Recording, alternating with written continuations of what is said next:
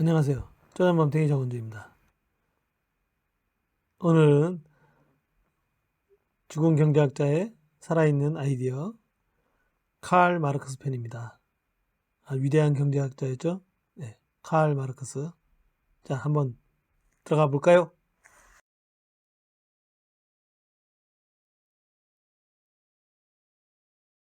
죽은 경제학자의 살아있는 아이디어 칼 마르크스입니다. 이 책의 제목을 보면 격분한 현자 카를 마르크스라고 되어 있습니다.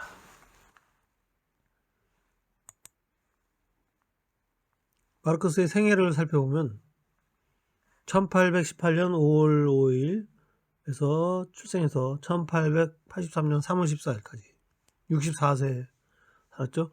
독일의 철학자, 경제학자, 역사학자, 사회학자, 정치이론가, 언론인, 공산주의 혁명가, 정말 이렇게 많은 경력을 쌓은 아주 대단한 사상가였습니다. 베를린 대학에서 법학과 철학을 전공했고요. 대학은 세 군데 다닌 걸로 알고 있어요. 본 대학하고 베를린 대학하고 또 하나 있습니다. 예. 베를린 대학에서 이제 전공했고요. 1842년 급진 성향의 언론 라인 신문에 논설을 기고합니다. 이분이 이제 좀 급진주의자이기 때문에 당시 프로이센 공화국은 보수거든요. 그래서 싫어할 수밖에 없죠. 그러다가 이제 마지막으로 러시아 황제를 또 비난해요. 그래가지고 러시아에서 프로이센 공화국에다가 항의를 하죠. 프로이센 공화국이 러시아의 항의를 받아들여서 라인 신문을 폐간합니다. 실업자가 되는 거죠. 1843년 프랑스로 이제 망명을 갑니다. 그리고 그 당시 그 남작의 딸 애니폰 베스트팔렌과 결혼합니다. 그리고 이제 프랑스에서 정치 경제학에 이제 맛을 들이죠. 스미스, 리카도, 제임스 밀, 저희가 다 배운 분들이죠. 기억나십니까? 어떤 사상가인지? 기억 안 나시면 쪼잔밤탱이 잡학사전 다시 처음부터 보시고요. 그래도 잘 모르겠다 그러면 머리가 나쁘신 겁니다. 이제 이분들의 그 정치 경제학을 맛을 들여가지고 공부를 하고 연구해가지고 이때의 그 기초가 나중에 자본론으로 이제 결실을 맺게 됩니다. 1844년 평생에 조언도 해주고 스승일 수도 있고 친구일 수도 있고 프리디 엥겔스하고 만납니다. 마르크스의 정치 사상과 철학 사상은 독일의 헤겔 변증법이 잘 아시죠? 정반합의 논리, 프랑스의 공상적 사회주의, 그리고 영국의 고전 경제학 사상사 세 가지 요소에 대해서 영향을 받아서 마르크스 정치 사상이 완성이 됩니다. 그러다 1845년 브뤼셀로 망명을 갑니다.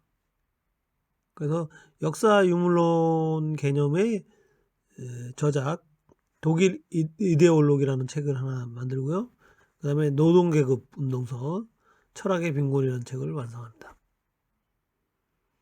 그리고 1848년에 엥겔스랑 같이 공산당 선언을 만듭니다. 1850년 런던으로 또 망명을 합니다. 엥겔스와 합작해서 대형박물관에서 공부를 해요. 거기서 연구해가지고 자본론 3권짜리를 완성합니다. 그 다음에 1883년 3월 64세로 사망합니다. 사망하는데 엥겔스가 추모사를 남깁니다. 뭐라고 남겼냐면 살아있는 자들 중에 가장 위대한 사상가. 그 사상가가 사상하기를 그만두었습니다. 이렇게 추모사를 남깁니다. 멋진 문장입니다. 다른 사상가의 영향은 또 없을까요? 있죠. 니크로코스의 강제적 자원 배분배,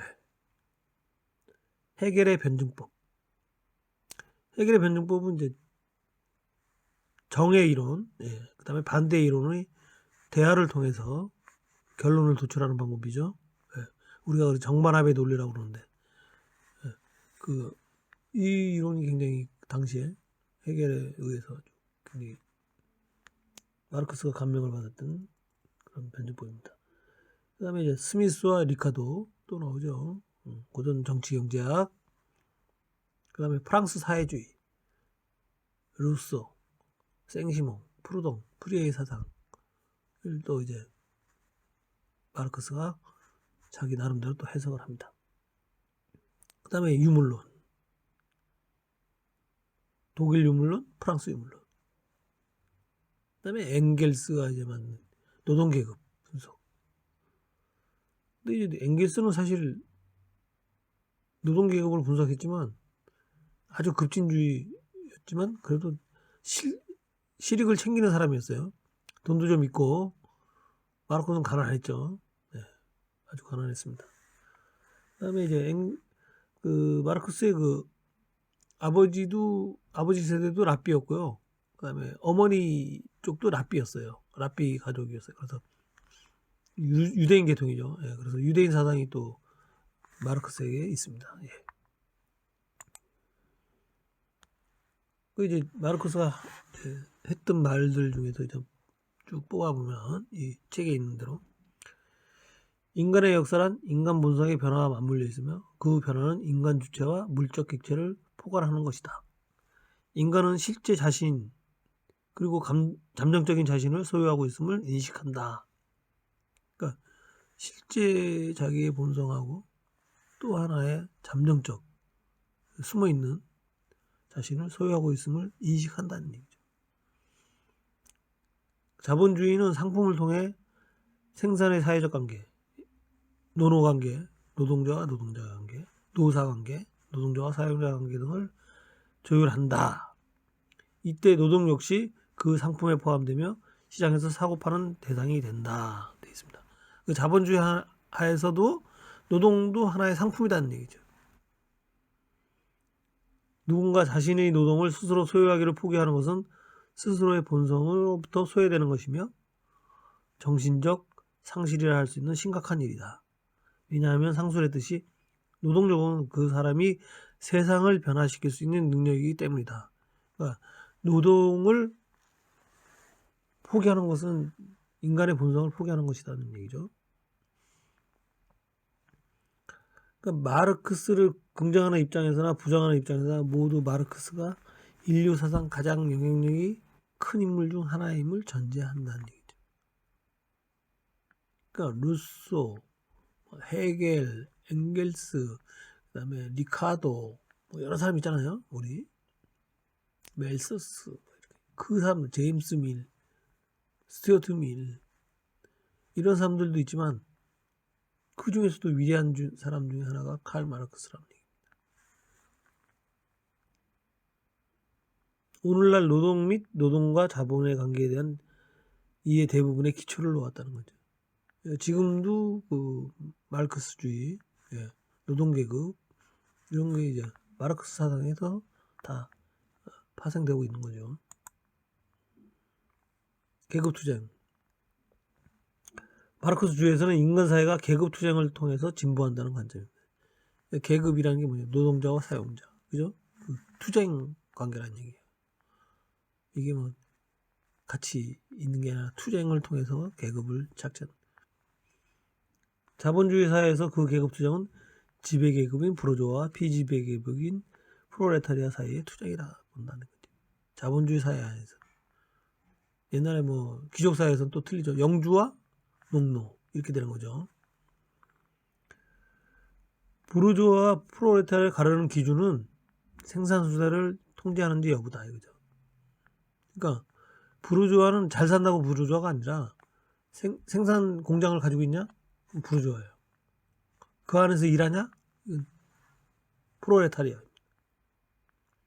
구두방 주인은 부르주아예요. 거기서 일하는 사람은 노동력을 제공하는 사람은 프롤레타리아다. 이렇게 본 거죠. 생산수단은 부르주아에 의해 통제되며 프롤레타리아는 부르주아에게 자신의 노동력을 판매하고 그 대가로 임금을 받는 노동자로 부려먹힌다. 부려먹힌다. 같이 산다가 아니라 부려먹힌다. 사실은 이 말이 맞을지도 몰라요. 옛날에는 대부분의 그 자본가들이 좀 노동력을 약간 착취했죠. 좀 뭐 양심적인 사람들 빼고 대부분이 그랬죠. 한국 같으면 이제 양반이 그죠? 우리 평민이나 노예를 부려먹었죠. 자본주의 체제는 내재된 결합에 의해 내부적 긴장이 발생할 것이며 그 긴장에 의해 자멸하고 사회주의 체제라는 새로운 체제로 대체될 것이다 했는데 이건 틀렸죠. 물론 사회주의가 있긴 있지만 지금 자본주의가 더 꽃이 피고 있잖아요. 왜? 결함이 있다는 건 뭐예요? 자본가가 노동자를 부려먹으니까 계급투쟁이 일어날 거예요. 왜냐면 프롤레타리아가 못 살겠다. 부르주아 없애버리자. 그럼 어떻게 돼요? 부르주아가 없어지면 프롤레타리아끼리 사회주의 또는 공산주의 이런 걸 만들어서 그 당시만 해도 공산주의 사상이 없었기 때문에 사회주의라고 생각한 거죠. 근데 그거 아세요? 카를 마르크스가 제일 싫어하는 사람이 사회주의 사람이에요. 왜? 이게 물에 물 탄 듯 술에 술 탄 듯 하다고. 화끈하게 투쟁해야 된다는 게 이제 카를 마르크스의 주장입니다. 자본주의 체제는 이런 불안정성과 위기 취약성을 내재하고 있기 때문에 계급 적대가 발생하고 노동자들이 계급의식을 가지게 된다. 의식화된 노동자들은 정치 권력을 쟁취하고 마침내 계급이 아예 존재하지 않는 자유로운 생산자들의 연합체로 구성된 공산주의 사회를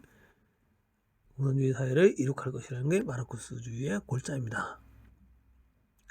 노동자들이 부르주아를 몰아내고 마침내 프롤레타리아만 있는 그런 연합체로 구성될 거다. 이게 좀 이론이 안 맞는 게 아까 말했죠. 프롤레타리아는 뭐예요? 노동을 제공하는 사람들만 있잖아요.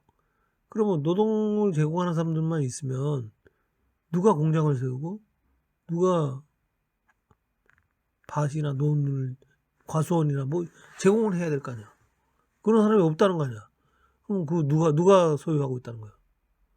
아무도 소유하는 사람이 없어요. 그럼 프롤레타리아끼리는 살 수가 없어. 국가가 다 소유해야 돼.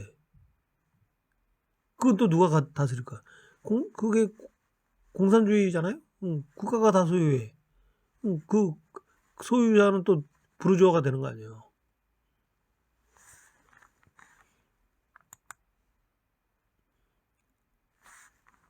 이런 말도 있어요.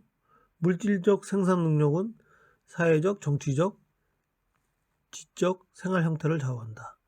의식이 생활을 결정하는 것이 아니라 생활이 의식을 결정하는 것이다.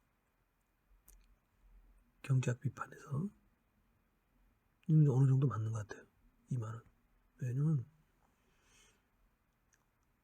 생활이 지금도 뭐 학자로 산다든지 또는 법조인으로 산다든지 어느 정도 기반이 돼 있잖아요. 그죠? 뭐 재벌로 산다든지 이런 분들은 생활이 풍요하기 때문에 의식이 좀 높아져요. 근데 먹고 살기 바쁜 사람들 하루하루 그냥 근근히 사는 사람들은 먹고 살기 바쁘기 때문에 의식이 이게 고급화되기 힘들어요, 사실은. 그래서 이 지적 생활 형태를 좌우한다는 거죠. 의식이 생활을 결정하는 거예요. 생활이 의식을 결정하는. 의식이 생활을 결정한다고 하면 지금 민주운동하고 이런 분들 다 잘 살아야 돼요. 안 되잖아.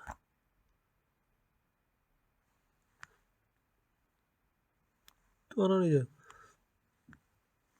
각각의 시대는 지배계급이 피지배계급으로부터 빵을 빼앗는 방법에 따라 구분이 됐다. 이 말도 맞아요. 로마 시대 때 귀족이 노예를 소유함으로써 노예들이 일을 해서 귀족이 빵을 먹였죠. 중세시대인 영주가 농노들의 땀을 착취해서 그죠? 자기 영주가 자기 그 성이라든지 어떤 바운다리, 자기 집의 농토 안에 농노들을 고용해서 그 사람들이 농사 지으면 거기서 수출을 착취해서 그걸 먹고 살았죠. 자본주의 사회에서는 자본가가 노동자의 생산품을 통해서 빵을 먹고 산다. 요건 좀 틀려요. 요거는 좀 틀린데 하여튼 어느 정도 맞는 얘기였죠. 네. 그 다음에 헤겔이 이제 그 말한 건데 역사는 당대 가장 유력한 민족주의에 의해 창조된다고 보았어요. 헤겔이. 그래서 이제 고대 이집트가 세상에 또 큰 국가였죠. 옛날에 성경을 봐도 이제 이집트 또 그리스가 이제 한동안 유럽을 또 지배했죠. 그러다가 어떻게 됐어요? 로마. 네. 로마가 세상을 지배하죠. 그다음에 또 누구예요? 또 이제 알렉산더가 나와서 알렉산더 또 징기스칸이 나오고. 그래서 이제 유력한 민족에 의해서 지배되는 건 맞는 것 같아요. 근데 이제 마르크스는 물질적인 힘이 역사에 차지하는 비중을 중시했습니다. 그러니까 정신적보다는 물질적인 것이 더 유물론 사상이죠. 네, 유물론 사상에 의해서 비중을 중시했어요.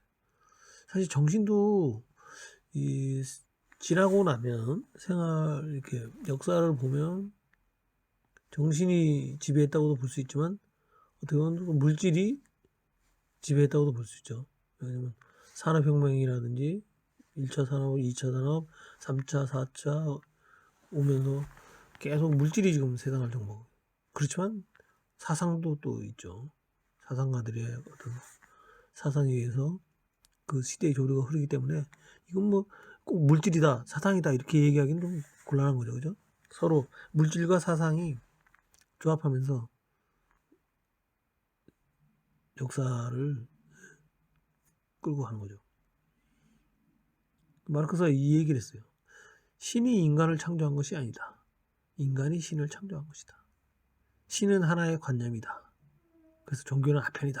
이 얘기죠. 이게 뭐예요? 그러니까 신은 관념적으로 인간이 만드는 거라는 거죠. 인간이 의지할 때를 만든 거죠. 그러니까 뭐 어떤 사람들 얘기 들으면 왕들이 자기 백성을 지배하기 위해서 내가 왕이다 했을 때 처음엔 들었는데 왕이 병들고 왕이 약해지고 왕도 사실 배고프면 힘들고 뭐 화장실도 가야 되고 다 하잖아. 인간 저 밑에 백성들이 봤을 때 쟤나 나랑 똑같네 이렇게 생각할 때 아니다. 왕들이 어떻게 했어요? 신을 만들어서 신이 나에게 좀 하늘에 있는 신이 나를 왕으로 세운 것이다. 내가 신을 대신하는 것이다. 이렇게 해서 또 민중을 지배한 적도 있죠. 그러니까 이제 신이 실제 존재하는 게 아니라 인간이 만든 관념적인 존재다. 그래서 종교는 아편적인 존재다. 맞나요? 종교를 가진 분은 아니라고 그럴 거고 종교를 안 가진 분은 빠질 수도 있다고 생각하실 겁니다. 인간은 역사를 창조하지만 항상 원하는 대로 창조하는 것은 아니다. 과거로부터 이어진 주어진 상황에서 창조하는 것이다. 항상 원하는 대로 하는 게 아니라 과거서부터 흘러온단다. 죽은 세대들의 전통들은 살아있는 이들의 머릿속에 악몽처럼 자리 잡고 있다. 그러니까 그 창조라는 게 완전히 새로운 걸 만들지 못한다고 그래요. 왜냐면 그 자기가 배운 게 우리가 1 더하기 1이 2다 이렇게 배웠잖아요. 그럼 1 더하기 1이 3이다라고 만들어야지 이게 새로운 건데 그렇게 만들기가 쉽지가 않다는 거죠. 그렇지 않습니까? 그래서 이제 아주 우리가 말하는 또라이 기질이 있는 사람들이 창조를 하게 되죠. 완전한. 왜냐면 저희 같은 사람들은 배운 과거에 얽매여 있기 때문에 과거에 배운 거가 항상 뇌를 지배하고 있잖아요.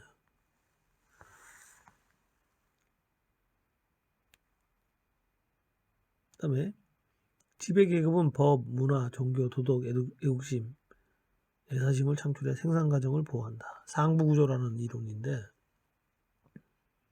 이것도 맞죠. 지배계급이 법을 만들고, 그죠? 문화를 만들고, 종교를 만들고, 도덕을 만들고, 애국심을 만들고, 애사심. 그래서 저도 이제 젊을 때 그랬는데 애사심을 가지면 회사에 와서 즐겁게 일해야 된다. 일하는 걸 즐거워야 된다. 이거죠. 맞는 얘기잖아요. 애사심이 있어. 회사를 위해서 열심히 일하면 나한테 혜택이 돌아온다. 회사가 발전하면 나도 같이 발전한다. 이게 우리 60년대, 70년대 직장다닌 80년대 그랬거든요. 그래서 회사가 잘 되면 내가 잘 된다. 죽자사서 일하는 거예요. 월화수목 금금금 토일 다 반납하고 퇴근 안 하고 열심히 일하는 건데 밤낮으로 열심히. 그 옛날 진짜 광화문에 그 시청 앞에 그 대기업 빌딩들은 불이 안 꺼졌잖아요. 24시간. 그 일을 안 하면 제의식을 갖는 거예요. 나 오늘 회사 와서 일을 제대로 안 했네? 내가 나쁜 놈인가? 이런 생각을 가진 적이 있었죠. 마르크스가 이 얘기를 한 거예요. 근데 이 지배계급이 우리를 그렇게 가르치는 거야. 세뇌시킨 거지, 어떻게 보면. 좀 맞는 것 같기도 해요, 이거. 아닐 수도 있어. 내가 좋아서 했을 수도 있어, 사실. 연구소 이런 데서 연구원들 막 일하는 거 보세요. 자기가 즐거워서 하는 거지. 일하기 싫어하는 사람들한테 이 말이 맞는 거고, 일하기 좋아하는 사람들한테 이 말이 틀린 거고. 그렇습니다. 자, 또 봅시다. 한 상품의 가치가 그 상품의 생산에 소요된 노동의 양에 의해 결정된다는 걸 증명했다. 굉장히 중요한 건데, 가령 구두를 만드는데 노동이 들어갔어요. 내가 1당 6,000원짜리 노동자가 구두를 하루에 한 켤레 만들면 그 상품의 가치는 6,000원이라고 생각한 거예요. 6,000원. 근데 그 6,000원, 근데 그 자본가가 그걸 10,000원에 팔아먹어. 그러면 4,000원이 남잖아. 4,000원은 자본가가 노동자의 피땀을 착취한 거라고 본 거예요. 마르크스는. 맞는 얘기입니까? 다음 보죠. 생산을 위해 자본가들은 공장, 기계와 같은 불변 자본, 고정 자본이죠. 제공하고 노동자들은 가변 자본, 노동을 얘기하는 거죠. 고용한다. 생산이 시작되면 자본가는 최종 생산품의 가치가 투입된 불변 자본과 가변 자본의 합을 초과하도록 총력을 기울인다. 맞죠? 총력을 기울인다. 이 초과 가치, 즉 이유는 노동자들에게 그들이 기여도보다 적은 보수를 지급한 결과로 발생한다. 다시 말해 한 노동자가 상품에 더하는 가치는 그가 받는 월급의 액수를 초과한다. 당연한 얘기죠. 자본가가 이처럼 노동자들로부터 수탈한 가치량을 마르크스는 잉여 가치라고 정의했다. 그러니까 노동이 6,000원 들어갔으면 10,000원에 팔면 4,000원이 남기는 거고 20,000원에 팔면 14,000원을 남기는 거예요. 그럼 명품 지금 샤넬백 같은 거는 엄청난 잉여 가치가 있잖아요. 그럼 그걸 다 착취라고 본 거예요. 잉여 가치와 보수의 비율. 상품가 10,000원, 보수 6,000원의 경우 잉여 가치는 4,000원. 그래서 6분의 4가 착취율이라고 본 거예요. 마르크스는. 잉여 가치가 크면 보수가 낮으면 착취율이 커진다. 맞죠? 잉여 가치가 크고 보수가 낮으면 착취율이 커지죠. 이윤율이라는 게 뭐냐? 잉여 가치를 고정자본하고 가변자본으로 나눈 값이다. 자본가들은 노동자들이 창조해낸 가치를, 즉 이윤을 독점해 버린다. 근데 그렇습니까? 아니죠. 물론 노동을 이제 6,000원에 들여서 상품을 구두 하나 만들었어. 6,000원짜리 구두. 근데 그 가게가 없으면 구조를 만들 수가 있어요?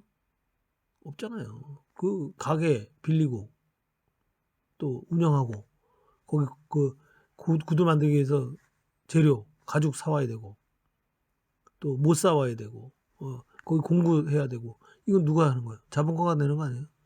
그럼 그 고정 자본은 돈 안 들어가요? 들어가지.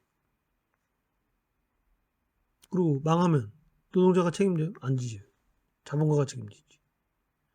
그러니까 그리고 구두가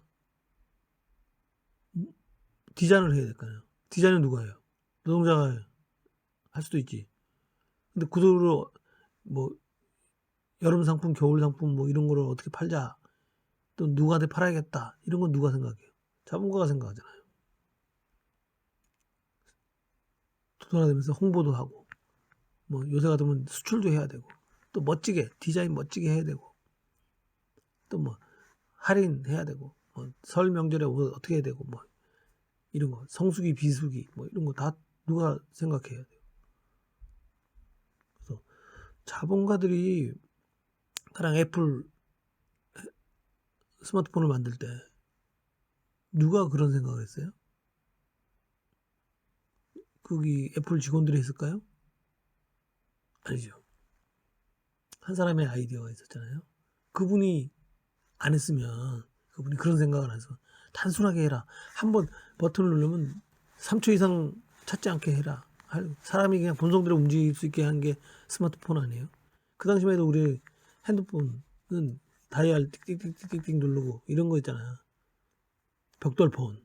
네. 그 스마트폰으로 바꾼 건 누구예요? 한 사람이 아이디어에 의해서 바뀐 거잖아요. 그 사람의 상상력, 독창성, 그거는 돈으로 따질 수가 없는 거예요. 그 무형의 가치라는 거잖아요. 무형의 가치는 무시한 결과예요. 그 다음에 이 책에도 나오지만 왜 러시아 청년들이 미국산 청바지를 선호할까요? 러시아 청바지에 비해서 미국산 청바지가 튼튼해서 그럴까요? 아니면 러시아에 청바지가 없어서 그럴까요? 아니에요. 디자인이 틀리다. 디자인. 젊은이 취향에 맞게 만든다는 얘기예요. 미국. 상상력이 있고 독창성이 있는 거지. 그래서 우리가 왜 여성들이 샤넬백을 좋아해요? 샤넬백이 독창성이 있고 품질도 좋고 디자인도 좋고. 남자들 같은 건 뭐예요? 왜 아디다스 운동복을 입어? 그냥 저기 시장에서 파는 추리닝 입어도 운동을 할 수 있는데 굳이 왜 우리가 등산복을 비싸게 주고 사 입어요? 그냥 아무 옷이나 입고 산에 올라가면 되는데 틀리잖아. 근데 기능성이 디자인도 틀리잖아. 폼이 안 나. 폼도 안 나고 땀 흡수율도 틀리고 그러니까 등산복을 사 입는 거지. 아웃도어를 비싸게. 그게 착취입니까? 아니잖아요. 마르크스가 여기서 생각을 잘못한 거예요. 근데 그 당시에는 그렇게 생각할 수도 있었다고 생각해요. 마르크스가 이제 현대 노동자는 산업 발달과 더불어 부각되기는커녕 처음 상태 이하로 떨어져 마침내 거지가 될 거다 이렇게 됐어요. 근데 노동자들이 다 거지가 됐나요? 물론 부르주아보다는 자본가들보다는 못 살 사람이 많죠. 그렇지만 거지는 아니잖아. 그 마르크스 살던 1800년도보다 지금 2000년대 노동자들이 더 잘 살죠. 1800년도에 자본가보다도 2000년도에 노동자들이 더 잘 사는 사람이 많아요. 이게 뭐냐? 결국은 자본가와 노동자가 물론 그 상하관계에 있고 자본가가 더 많은 이익을 가졌을 줄 몰라도 결국 상생의 관계다는 얘기죠. 같이 가는 협력자의 관계다. 그래서 자본주의가 안 망하는 거지. 만약에 자본가들이 착취만 했다 그러면 노동자들이 진짜 혁명을 일으켜서 다 바꿨겠죠. 러시아 혁명, 프랑스 혁명 다 바꿨을까요? 근데 그러지 않은 게 그래도 이제 사상도 바뀌고 시대가 흐름에 따라서 자본가와 노동자들이 그 기브 앤 테이크 적정 비율을 나누는 그런 상생의 관계가 됐다는 얘기죠.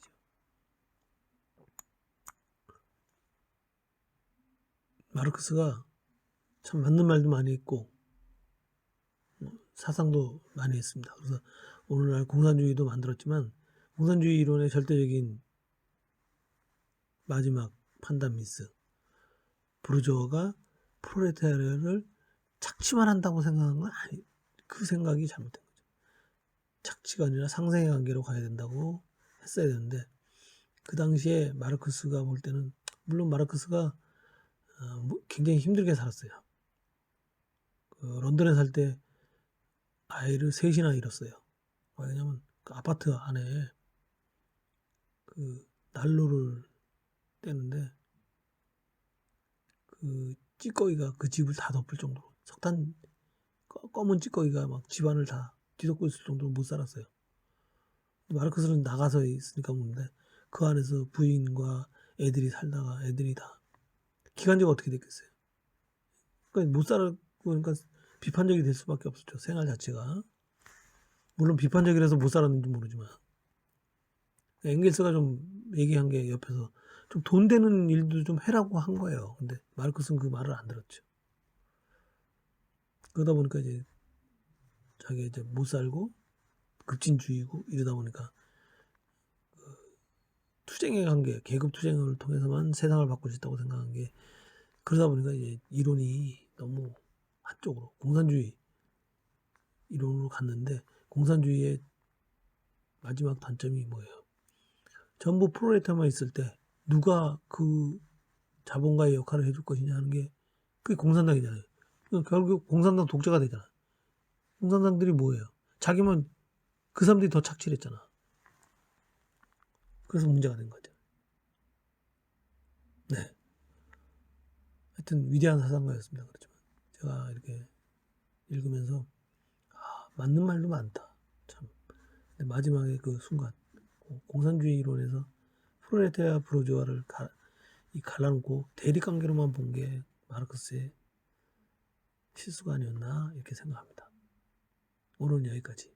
감사합니다.